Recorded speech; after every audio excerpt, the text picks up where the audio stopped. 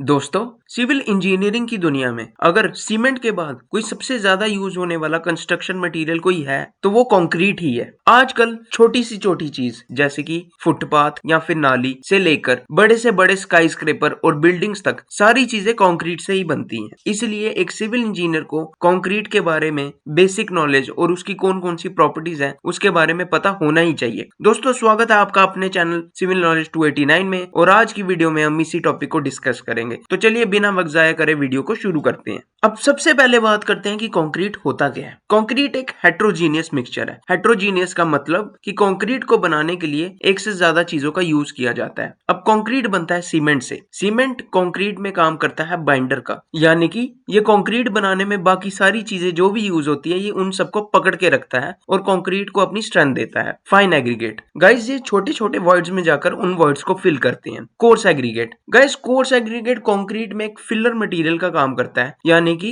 Concrete बनाने में सबसे ज्यादा चीज अगर कोई यूज होती है तो वो कोर्स एग्रीगेट ही होता है। वाटर वाटर सीमेंट की हाइड्रेशन के लिए यूज किया जाता है और कोई कोई केसेस में कंक्रीट बनाने में एडमिक्सचर्स का भी यूज किया जाता है। अब बात करते हैं कंक्रीट की प्रॉपर्टीज के बारे में। कंप्रेसिव स्ट्रेंथ गाइस, कंक्रीट की कंप्रेसिव स्ट्रेंथ यूजुअली ज्यादा ही होती है। कंप्रेसिव स्ट्रेंथ का मतलब आप कंक्रीट को कितना दबा सकते हैं, इसलिए कॉलम्स वगैरह बनाने में या वर्टिकल कंपोनेंट्स बनाने में कंक्रीट का यूज किया जाता है। टेंसाइल स्ट्रेंथ, टेंसाइल स्ट्रेंथ का मतलब होता है कि आप कंक्रीट को कितना खींच सकते हैं। यूजुअली कंक्रीट की टेंसाइल स्ट्रेंथ उसकी कंप्रेसिव स्ट्रेंथ के 1/10 होती है। मिसाल के लिए अगर एक कंक्रीट की कंप्रेसिव स्ट्रेंथ 20 MPa है तो उसकी टेंसाइल स्ट्रेंथ अराउंड 2 MPa होगी। वर्केबिलिटी, वर्केबिलिटी का मतलब है कि आप कंक्रीट को कितने आराम से यूज कर सकते हैं, यानी कि उसको ट्रांसपोर्ट करना, उसको अपनी जगह पे प्लेस करना और उसकी कंपैक्शन करना। अगर आप कंक्रीट में पानी ज्यादा ऐड करते हो तो उसकी वर्केबिलिटी भी बढ़ जाएगी और अगर आपके कंक्रीट में कम अमाउंट है पानी का तो उसकी वर्केबिलिटी भी कम रहेगी। लेकिन इससे आपके दिमाग में एक क्वेश्चन आ रहा होगा कि अगर कंक्रीट में पानी मिलाने से उसकी वर्केबिलिटी बढ़ जाती है और उससे काम करना आसान हो जाता है तो हम ज्यादा पानी क्यों नहीं रखते। वो इसलिए दोस्तों क्योंकि ज्यादा पानी मिलाने से कंक्रीट की स्ट्रेंथ कम हो जाती है।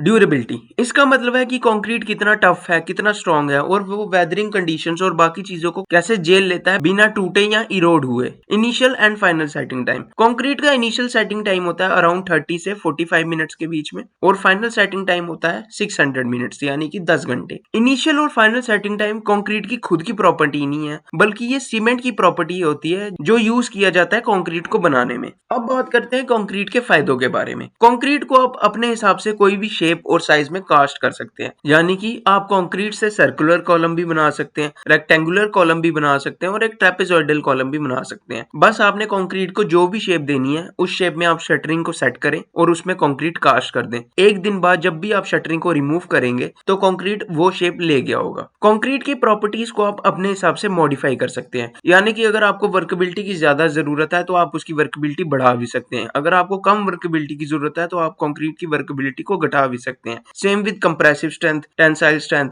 उसका इनिशियल और फाइनल सेटिंग टाइम, ये सारी कंक्रीट की प्रॉपर्टीज को आप अपने हिसाब से मॉडिफाई कर सकते हैं। एडमिक्सचर के यूज से कंक्रीट की अच्छी स्ट्रेंथ होती है और ये ड्यूरेबल भी होता है। एक हद तक कंक्रीट फायर रेजिस्टेंट भी होता है और ये वेदर को भी अच्छे से रेजिस्ट कर लेता है। कंक्रीट को ज्यादा मेंटेनेंस की जरूरत नहीं होती है और कंक्रीट को बनाने के लिए जो भी रॉ मटेरियल लगता है वो आपको मार्केट में इजीली मिल जाएगा। अब बात करते हैं कंक्रीट के मिक्स के बारे में। कंक्रीट के दो टाइप्स के मिक्स होते हैं। पहला नॉमिनल मिक्स, यानी कि वो मिक्स जिनकी प्रोपोर्शन आपको पहले से पता होती है। फॉर एग्जांपल M5 से लेके M20 तक सारे मिक्स नॉमिनल मिक्स ही कहलाते हैं। ये कंक्रीट यूज किया जाता है छोटे कामों के लिए, जैसे कि छोटी सी दुकान बनाना या फिर किसी का घर बनाना। इस कंक्रीट को बनाने में ज्यादा मेहनत नहीं लगती है और इसमें कोई लैब की टेस्टिंग भी नहीं करनी पड़ती है। डिजाइन मिक्स, इसके प्रोपोर्शन आपको खुद से कैलकुलेट करने पड़ते हैं और ये RMC प्लांट में बनता है जहां पर इसके ऊपर बहुत ज्यादा टेस्ट किए जाते हैं। डिजाइन मिक्स यूज किया जाता है बड़े और इंपॉर्टेंट स्ट्रक्चर्स को बनाने के लिए, जैसे कि ब्रिज हो गया, स्टैचूज हो गए या फिर कोई हाई राइज बिल्डिंग है,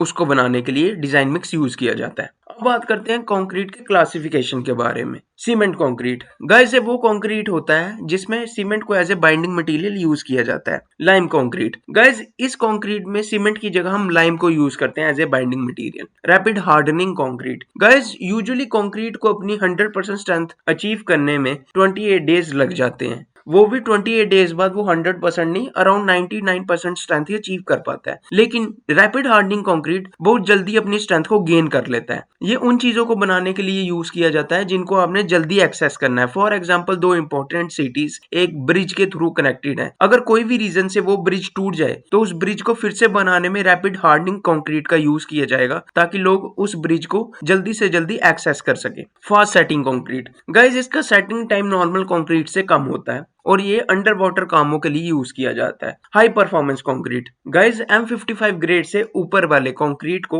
HPC कहते हैं, यानी कि हाई परफॉर्मेंस कंक्रीट। और वो कंक्रीट जिनका ग्रेड M100 या उससे भी ऊपर हो उसको UHPC कहते हैं, ultra high performance concrete. Geopolymer concrete, guys एक कंक्रीट का एक इको फ्रेंडली ऑल्टरनेटिव है जिसमें हम इंडस्ट्रियल वेस्ट का यूज करते हैं, जैसे कि copper slag, fly ash, blast furnace slag. ये सारे इंडस्ट्रियल वेस्ट हैं। इसको यूज करके हम एक जियोपॉलीमर कंक्रीट बनाते हैं जिसकी लाइफ भी ज्यादा होती है और जो इको फ्रेंडली भी होता है। लेकिन इसका एक डिसएडवांटेज भी है कि ये नॉर्मल कंक्रीट से महंगा होता है। तो दोस्तों, आज की वीडियो में इतना ही। आई होप कि आपको कंक्रीट और उसकी प्रॉपर्टीज के बारे में समझ आया हो। अगर आपको कंटेंट अच्छा लगा हो तो मेक श्योर आप वीडियो को लाइक करें, और अगर आप चैनल पर नए हैं और ऐसी और वीडियो देखना चाहते हैं फ्यूचर में तो चैनल को सब्सक्राइब भी करें। अगर आप जानना चाहते हैं कि नॉमिनल मिक्स और डिजाइन मिक्स के बीच में कौन कौन से डिफरेंस है तो मैंने उसके ऊपर भी एक डिटेल्ड वीडियो बनाई हुई है जिसको आप यहाँ पर क्लिक करके देख सकते हैं।